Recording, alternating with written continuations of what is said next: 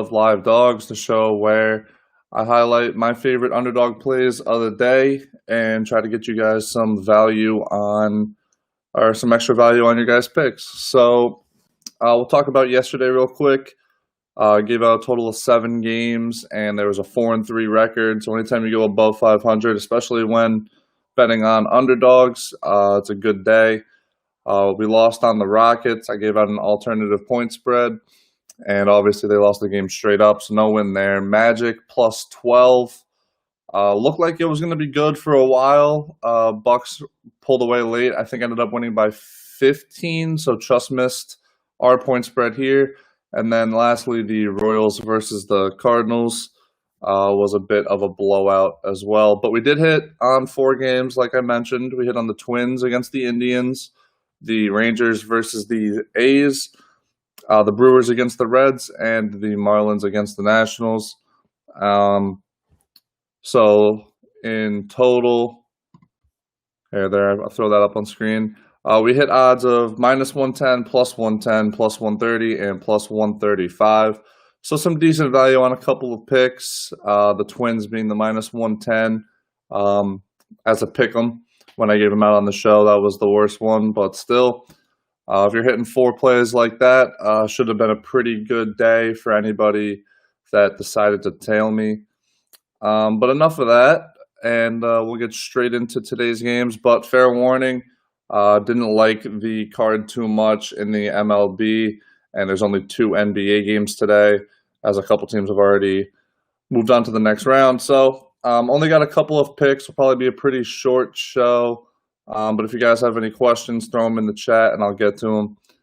But yeah, we'll get into today. First game is the Nationals. You get them at +105. I actually think it's been trending up, so you might be able to get them by +110 by the time the game starts. But versus the Phillies, and it's Eric Fetty, who's 1-1 with a 2.55 ERA and a 1.53 WHIP. Going up against Jake Arrieta, who his numbers here aren't too good this year. He's 1-3 with about a 5 ERA and a 1.4 WHIP. So Arrieta's just had a pretty tough go this year.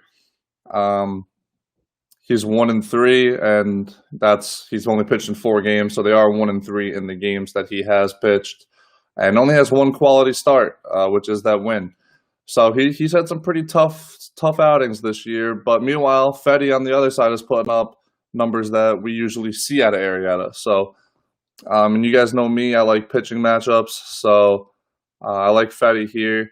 The one thing that is a little bit worrisome is Fetty's thrown 17 2/3 innings, but only has 5 strikeouts. And the Phillies do strike out the second most in the league. So I don't know, depending on how you want to look at that, it's either, this is the game where Fetty will get some strikeouts, or it's an advantage for the Phillies, thinking they'll be putting the ball in play.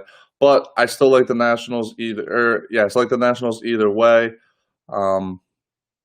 I think Fetty has a decent game. I'm not saying anything great, but probably a quality start, and I'm hoping Arrieta has more of the same that he's been doing this year. And I think the Nationals have some decent value at around an even money dog. And we'll move on to the next game. We got the Twins versus the Indians. I was on the Twins yesterday. You can get them at better value today, even though the matchup's a little bit tougher. On the mound for the Twins, you got Rich Hill, who's 1-1 with a 4.7 ERA and 1.3 WHIP, and Shane Bieber, who is 5-0 with a 1.11 ERA and a sub-1 WHIP. So if you guys have been watching this, you know that I would probably never go against a pitcher that has these type of numbers. And when there's only one reason why. You look at Rich Hill's numbers and they don't look too good. But the thing is, he has only thrown 7 2/3 innings this year, and 5 of those were in 1 game, which was a shutout. He just had 2 bad innings in his most recent game, which obviously skew the numbers when you have such a low sample size of innings. But yeah, I mentioned yesterday, I won't go all the way into it, but how bad the Indians are. They're second to last in batting average now. They're last in slugging. But their numbers get even worse against lefties. I have them up on screen. They're below the Mendoza line in batting average, only have a .262 on base percentage, and their slugging is only .313. So like, those are really bad numbers. Not only just bad, those are like really bad. And Rich Hill, we know is good. We know that he's better than what these numbers show for him right now.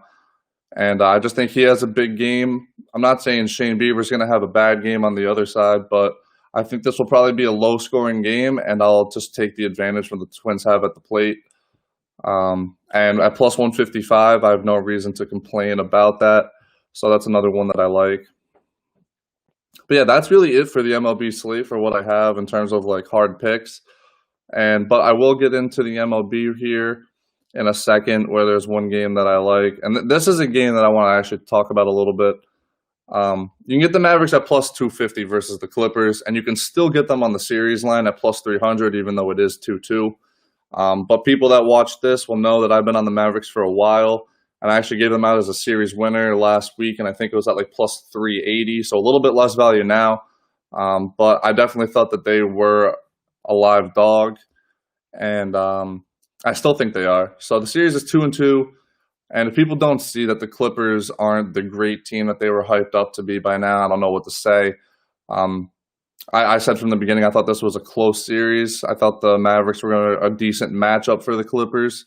And I think you've seen it. We're 4 games into the series now, and if you take all the total points, the Clippers have a 1-point advantage. So it's been an absolutely even series through 4 games. And this is kind of just me doubling down, since I did give out the Mavericks as the winner, obviously, in Game 5 in 2-2 series. The winner of Game 5 will go on to win almost all the time. So I just think that the Mavericks definitely got a shot. They did it the other day without Porzingis, which I said I thought was going to be the X factor in the game. And so I think he's back today. Haven't seen any official reports, but I believe he will be. And yeah, so I'm doubling down here. I think plus 250 is good value on obviously a game that I've said I believe it's pretty even. So I think the Mavericks will take this one and eventually move on to win the series, whether or not in 6 or 7. Not totally sure. But I definitely think the Mavericks are even with the Clippers, and for plus 250, too good to pass on. And so that's it for my hard picks of the day, but I do have a couple of leans, as I always do. Royals at plus 170, even though they let us down yesterday. I'm rolling back with them today. Rockies at minus 105 are actually the underdog. The other side's coming back at minus 115, so I like them a little bit. Also, if you're an underdog, it's always safe. Minus 105, minus 115, it's a toss-up game.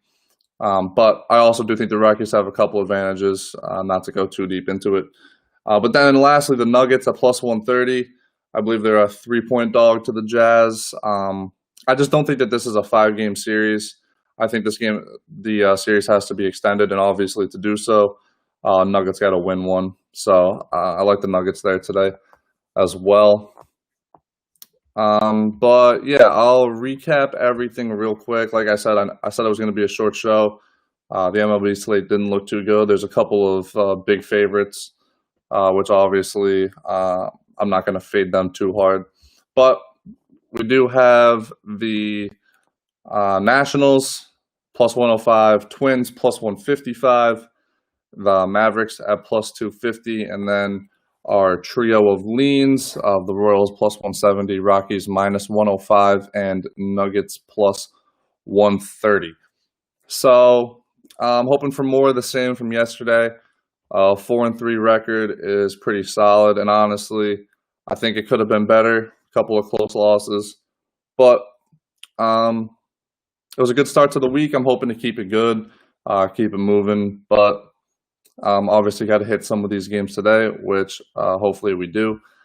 And so yeah, that's pretty much all I got. Sorry, it's a pretty short show, but nothing I can do when some of the lines just aren't really favorable for underdog bettors. But yeah, I'll be back tomorrow, same time, same place, 11 a.m. And hopefully it's a little bit of a better card, get you guys some better plays, and hopefully make you guys a little bit more money. So thank you guys for tuning in, and hopefully I'll see you guys tomorrow.